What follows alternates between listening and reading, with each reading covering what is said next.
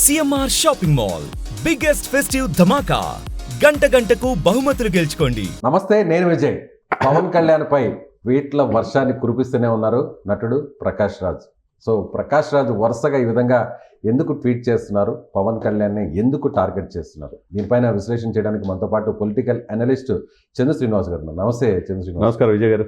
మళ్ళీ నిన్న ఒక ట్వీట్, ఆ ట్వీట్ల యుద్ధం అది కొనసాగుతూనే ఉంటుందా పవన్ కళ్యాణ్ గారి మీద? సార్ నేను మనలో చెప్తున్నాను సార్ విజయ్ గారు, యాజ్ ఎ లామెన్ గారు. అందులో ఏమని ట్వీట్ చేశారో తాజాగా చెప్పండి.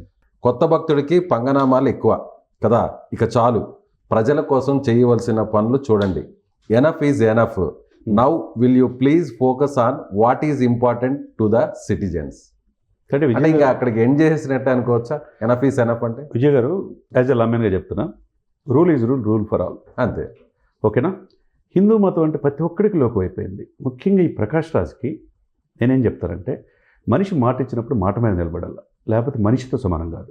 నువ్వు 30వ తారీఖు వచ్చి అన్నిటికీ సమాధానం చెప్తా అన్నావు కదా, జస్ట్ ఆస్కింగ్ అని చెప్పేసి పదే ఎందుకు చేస్తున్నా? 30వ తారీఖు ఎందుకు విదేశాల నుంచి రావట్లా? ఇక్కడికి వస్తే జనం కొడతారని భయమా, లేకపోతే జనసేన కార్యకర్తలు మేము తిరగనీయలేరనే ఆందోళన, లేకపోతే వీళ్ళందరికంటే మంచు విష్ణు దెబ్బకి రాలేకపోతున్నావా? మా అధ్యక్షుడు నువ్వు చెప్పాలి ఈ సమాధానం.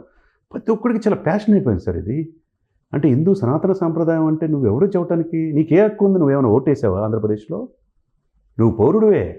ఆర్టికల్ 21 కూడా కర్ణాటకలో పోటీ చేశారు, ఘోరంగా ఓడిపోయారు అనుకోండి సార్. ఇప్పుడు సినిమాల్లో నువ్వు ఒకప్పుడు విలన్, ఇప్పుడు ఏదో క్యారెక్టర్ ఆర్టిస్టులు చేసుకుంటా తెలుగు ప్రజలు ఆరాధిస్తే నువ్వు ఉంటున్నావు, లేకపోతే వాళ్ళ కోపం ఉంటే నువ్వు ఇక్కడ ఈ రాష్ట్రం ఆల్రెడీ నేను ఆయన సొంత రాష్ట్రంలోనే ఆయన బహిష్కరించారు, తెలుసో లేదో మీకు. ఆయన ఎవడు అడగటానికి? పవన్ కళ్యాణ్ గారు హిందూ సనాతన సంప్రదాయం గురించి పోరాడుతున్నాడు, దేశవ్యాప్తంగా అతని మీద చర్చనీయాంశం అయిపోయింది.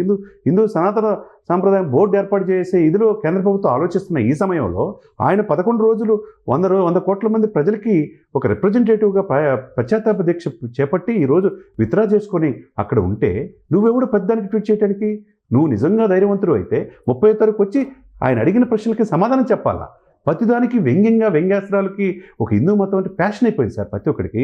ఇటువంటి ద్రోహులు ఈ సమాజం ఉండడానికి అర్హత లేదు సార్. ఆర్టికల్ 21 ఏం చెప్తుంది, ఆర్టికల్ 14 ఏం చెప్తుంది? హిందూ సనాతన సాంప్రదాయంతో పాటు న్యాయశాస్త్రం కోడ్, కామన్ సివిల్ కోడ్ ఉంటుంది, ఈ శిక్షాస్మృతి ఉంటుంది, దాన్ని తెలుసుకోవాలా. ఏం తెలుసుకోవాలా? ఆర్టికల్ 21 ప్రతి ఒక్కడికి భారతదేశంలో జీవించే హక్కు ఉంది. Article 14 right to freedom of expression everywhere in India, మాట్లాడొచ్చు, కానీ ఇతరుల మనోభావాలు దెబ్బతినకుండా. విజయ్ గారు మాట్లాడడానికి ఒక హక్కు ఉంది. ఇప్పుడు నమస్కారానికి ప్రతి నమస్కారం సంస్కారం, అంతేగా విజయ్ గారు అంటే చందు గారు అంటారు. అది నువ్వు సంస్కారం లేనివాడికి, సంస్కారం హీనుడికి ఎన్ని చెప్పిన ఉపయోగం ఉంది? నీకు ఆల్రెడీ పవన్ కళ్యాణ్ గారు చెప్పారు, నువ్వంటే నాకు గౌరవం, నీ భావాలు నీ ఆలోచనలు బాగానే ఉంటాయి, కానీ రాజకీయంగా నువ్వు ఇప్పుడు ఎంచుకున్న మార్గం కరెక్ట్ కాదు, నువ్వు ప్రశ్నించకూడదు అని చెప్పి అన్నాడు. నువ్వు ప్రతిదానికి ఇంక్లూడ్ చేస్తా పంగనామాలు ఎక్కువ అని నువ్వెవడు ట్వీట్ చేయడానికి? మనం 30వ తారీఖు ఈ విదేశాల్లో షూటింగ్లో పెట్టుకున్న నీకు ఎందుకు ధైర్యం లేదు ఇక్కడికి వచ్చే? సో ఆల్రెడీ 2వ తారీఖు వచ్చేసి 2వ తారీఖు అక్టోబర్ 2 లాల్ బహదూర్ శాస్త్రి జయంతి, గాంధీ జయంతి జరుగుతుంది, కానీ నీకు దేవుడి మీద హిందూ సనాతన సంప్రదాయం భక్తి లేదు. నీకు హిందూ ఇతరులుగా ఉన్నావు, ఏదో మోదీకి మేలు చేస్తున్నాడు పవన్ కళ్యాణ్ ఉద్దేశంతో మాట్లాడుతున్నావు, ట్వీట్ చేస్తున్నావు. ట్వీట్లు ఎందుకు సార్? దమ్ము ధైర్యం ఉంటే ప్రజల దగ్గరికి వచ్చి మాట్లాడాలా. అది లేకుండా నువ్వు విదేశాల్లో ఉండి షూటింగ్ చేస్తే తెలుగు ప్రజలు నీకు ఎట్లా ఆదరిస్తారు? చీ అంటారు. ఇది కాదు కదండి. కాబట్టి ఇక ప్రకాష్ రాజు కొద్దిగా ఏదైనా తెలివితేటలుంటే నువ్వు నీ యొక్క ట్వీట్ల సాంప్రదాయానికి ఫుల్ స్టాప్ పెట్టి ప్రజల దగ్గరికి రా. ప్రజల దగ్గరికి వచ్చినప్పుడు నేను స్వీకరిస్తారు.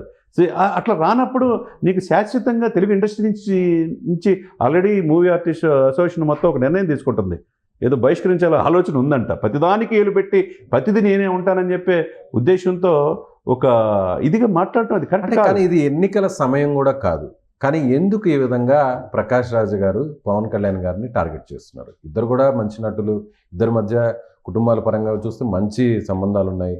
సో ఇలాంటి టైంలో ఎందుకు ఆ విధంగా వరుసగా ఈ 5-6 రోజులలోనే దాదాపు ఒక 6-7 ట్వీట్లు చేశారు ఆయన, జస్ట్ ఆస్కింగ్ అంటూనే ఆయన వ్యంగ్యంగా ఆయన అస్త్రాలంతా కూడా సంధిస్తున్నారు. ఎందుకోసం ఇది? ఇప్పుడు మీకు వ్యంగ్యం అనేది మీకు కూడా అర్థమైంది కదా సార్? కంపల్సరీ. ఒక రిపోర్టర్గా, ఒక ప్రజెంటర్గా మీకు అర్థమైంది కదా, యాజ్ అనలిస్ట్గా నాకు కూడా అర్థమవుతుంది, యాజ్ నేను లా చదువుకున్నాడుగా నాకు కూడా అర్థమవుతుంది. ఆయన చెప్పే ప్రతి మాట వ్యంగ్యమే, ఎట్టకారమే. నువ్వు సినిమాల్లో డైలాగులు నువ్వు చెప్పినంత మాత్రం నిజ జీవితంలో నువ్వు వేరే హీరో ఏం కాదు. ఇప్పుడు విలన్గా తెలుగు ప్రజలు చూస్తున్నారు. నువ్వు రేపు ఎయిర్పోర్ట్ వస్తే ఎక్కడ దిగుతావో ఎదురు చూసే వాళ్ళు కూడా ఉన్నారు ఆల్రెడీ. అలాంటివి కూడా జరుగుతాయి. అలాంటి డెఫినెట్గా జరుగుతాయి. ఇలాంటి కంటిన్యూగా హిందూ మతం మీద ప్రతి ఒక్కటి, నేను మళ్ళీ చెప్తున్నా కదా సార్, హిందూ మతం అంటే ప్రతి ఒక్కరికి చులకన అయిపోయింది. ఇది ప్యాషన్ అయిపోయింది. చివరికి బొలిశెట్టి సత్య లాంటి పర్యావరణ ప్రేమికుడు కూడా, జనసేన అధికార ప్రతినిధి కూడా, ప్రధాన కార్యదర్శి కూడా నిన్న ట్వీట్ చేశాడు, నువ్వు మరి జగన్మోహన్ రెడ్డి గారి మీద అన్ని కేసులుంటే కోర్టులు కూడా హాజరవ్వకుండా విచక్షణాధికారం ఉపయోగించి బెయిల్ మీద ఉన్నాడు కదా, దాదాపు ఆయన మీద 36 కేసులు ఉన్నాయి కదా, మరి ఆయన ఎందుకు ప్రశ్నించవు అని అడుగుతున్నాడు బొలిశెట్టి సత్య గారు. ప్రశ్నిస్తే గొడ్డల పోటు పడుతుందనే భయం అని కూడా ట్వీట్ చేశారు. మరి ఆయన కూడా సమాధానం చెప్పాలిగా. ఇప్పుడు ఏంటంటే సమయానంతో ఉన్నారు సార్ ఫ్యాన్స్ కానీ, జనసేన పార్టీ అభిమానులు కానీ, వీర మహిళలు కానీ, వాళ్ళు కనుక ఒక రూపం దాలిస్తే ఏమవుద్దో ప్రకాష్ రాజ్ గారు చూసుకోవాలా. ఆ సినిమాలు కూడా ఆడినీరిక. కాబట్టి ఎందుకు అందరినీ శత్రువు అనిపించుకోవటం కంటే విఘ్నతో ఇక మీదైనా ఆలోచించి ఫైనల్గా నీలో పరివర్తన, నీకు మానసిక పరిస్థితి గురించి ఒక్కసారి కనుక డాక్టర్లని సంప్రదిస్తే బాగుంటుంది అనేది నా అభిప్రాయం. సో మా ఎన్నికల్లో మంచు విష్ణు కంటే కూడా ఈయనకే ఎక్కువ సపోర్ట్ చేసింది చిరంజీవి ఫ్యామిలీ అంతా కూడా. మరి ఇలాంటి టైంలో ఆయన అలాంటి రియాక్షన్స్ రావడం అనేది నిజంగా ఎవరు ఊహించిన పరిణామం అనుకోవచ్చు. అంటే మూలాలు మర్చిపోయినోడు మనిషే కాదు. కాబట్టి నీకు మోహన్ బాబు శత్రువు అవుతాడని తెలిసి కూడా మోహన్ బాబుకి యంత్రాంగం మొత్తం సహకరించిన నీ వైపు మిత్ర ధర్మం ప్రకారం చిరంజీవి గారు కావచ్చు, mega entire family Pawan Kalyan గారితో సహా నీకు రాష్ట్రేతరుడు అయినా ఈ రాష్ట్రానికి సంబంధం లేదు నీకు, అవును కదా.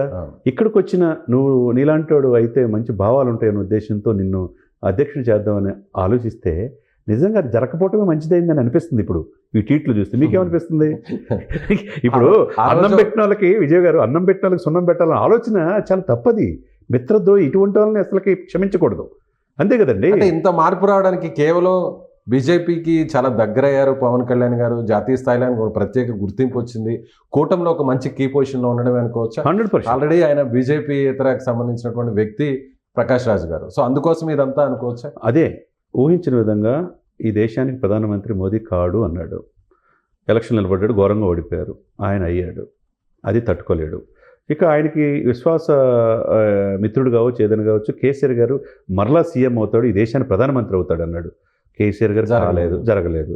మరి ఈ రెండు సిచ్యువేషన్లో ఆయనకు కొద్దిగా మానసిక పరిస్థితి కొద్ది డౌట్ సక్రమంగా లేదనిపిస్తుంది. కాబట్టి సినిమాల్లో వేసినటువంటి విలక్షణ క్యారెక్టర్ అన్ని కూడా ఇక్కడ చూపిస్తున్నాడు అనుకోవచ్చు. అది ప్రజలు అది సినిమాల్లో చూస్తారు, 3 గంటలు తప్పితే నిజ జీవితంలో అలా ఉండాలంటే కుదరదు.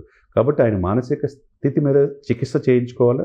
2, ఈ దేశ మోదీ గారు ఆయన కావాలనుకున్నా, ఆయన వద్దనుకుంటే ఆగిపోయేది కాదు. అది ఇక్కడ 3వసారి ఈ దేశ ప్రధానిగా మనల్ని పొందుతున్నాడు ప్రపంచవ్యాప్తంగా.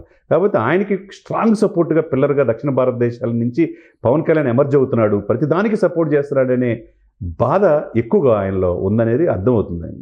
Right sir. సో ఇది ప్రకాష్ రాజ్ గారు చేస్తున్నటువంటి ట్వీట్స్ చూస్తుంటే ఖచ్చితంగా ఎవరు కూడా దీన్ని ఉపేక్షించరు, ఖచ్చితంగా దీన్ని అందరూ కూడా వ్యతిరేకిస్తున్నారు.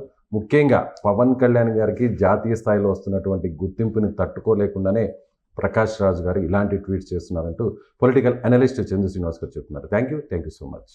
సుమన్ టీవీలో మీ పర్సనల్ అండ్ బిజినెస్ ప్రమోషన్స్ కోసం కింది నెంబర్కి కాంటాక్ట్ చేయండి.